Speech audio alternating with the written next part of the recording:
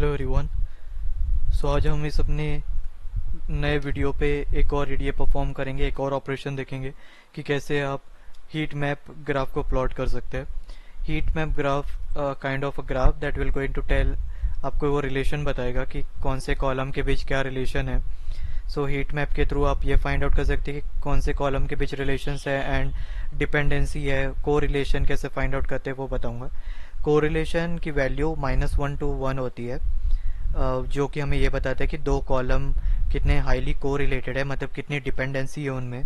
तो कोरिलेशन की value -1 to 1 होती है। -1 means no dependency, 1 means highly dependency, और इन बिटवीन अगर है तो उनकी वैल्यूज मतलब little bit dependency they have. तो अगर हम लोग ये देखें कि उसको करने के लिए हमें कोरिलेशन कैसे फाइंड आउट करना है, तो लेट्स स्टार्ट। तो उसके लिए मैं एक वेरिएबल क्रिएट कर रहा हूँ। आप कोई भी वेरिएबल ले सकते हैं। मैं यहाँ पे CORR ले रहा हूँ। DF जो कि मेरा डेटा फ्रेम है जिसमें मैंने अपनी वैल्यू रीड की है, और उसमें मैं कोरिलेशन फंक्शन को कॉल कर रहा हूँ।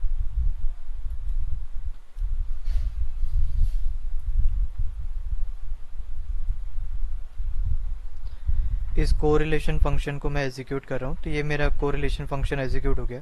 अब इसमें मैं हीट मैप ग्राफ को प्लॉट करना है मुझे। तो हीट मैप के लिए SNS लाइब्रेरी से यूज़ करके मैं हीट मैप को यहाँ पे यूज़ करूँगा।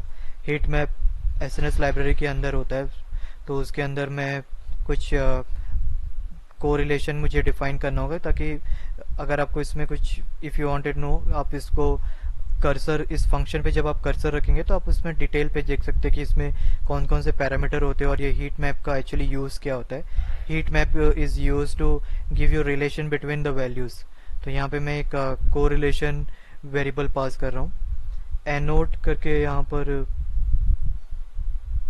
स्क्वायर ट्रू, मतलब कि मुझे जो हीट मैप चाहिए वो स्क्वायर में चाहिए। और एनोट का एक और पैरामीटर होता है जिसमें मैं चाहता हूँ कि इसमें जो भी रिलेशन हो, जो कोरिलेशन वैल्यू है वो ग्राफ में अपीयर हो। तो उसके लिए मुझे इसको ट्रू करना होगा।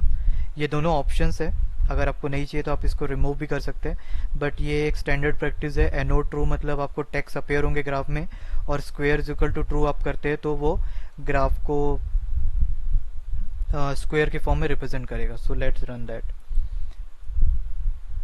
तो ये देख रहे हैं आप कैसे ग्राफ फॉर्म हुआ है, पर इसको मुझे लेबल्स भी चाहिए, तो इसमें मैं लेबल भी डाल देता हूँ। PLT जो कि मैटप्लॉटलिब पाई प्लॉट के थ्रू मैंने इंपोर्ट किया है। अब इसमें मुझे y लेबल कुछ अपीयर करना है, तो मैं यहाँ पे y tick I am giving here. Rotation यहाँ पे मैं 0 दे देता हूँ, क्योंकि मुझे जो लेबल्स है वो हॉरिजॉन्टल चाहिए, तो मैं रोटेशन 0 दे देता हूँ और ग्राफ को अपीयर कर देता हूँ। तो in order to see the graph आपको PLT.show फंक्शन को यू कॉल करना होगा जिससे कि ग्राफ अपीयर हो सके। तो अब रन करते हैं हम लोग।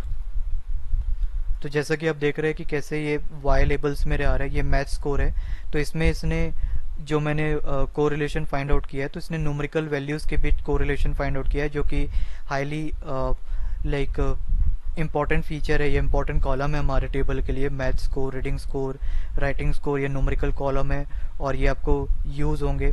तो इसमें math score with respect to math score highly correlated है, जैसे मैंने बताया 1। मैथ स्कोर और रीडिंग स्कोर के बीच कोरिलेशन है 0.82, राइटिंग स्कोर के बीच 0.82 है। सो ये डायगोनल 1 क्यों आ रहा है, क्योंकि उस कॉलम का उसके साथ ऑब्वियसली कोरिलेशन हाई होगा।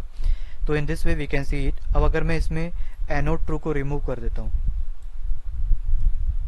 तो अगर मैं एनोड ट्रू को रिमूव कर देता हूँ यहाँ पर, तो आप देखेंगे कि लेबल अब डिसअपेयर हो जाएगा। देखिए, तो यहाँ पर जो लेबलिंग है, मतलब जो कोरिलेशन है, वो डिसअपेयर हो गया है। तो ये भी Ctrl+Z करके मैं उसे फिर से जब रन करता हूँ, तो यहाँ पे देख रहे हैं कि यहाँ पे वैल्यूज आ रही है। सिमिलरली अगर मैं अब इस स्क्वायर को अगर हटा देता हूँ, तो ये कुछ स्क्वायर या रेक्टेंगल के फॉर्म में आएगा।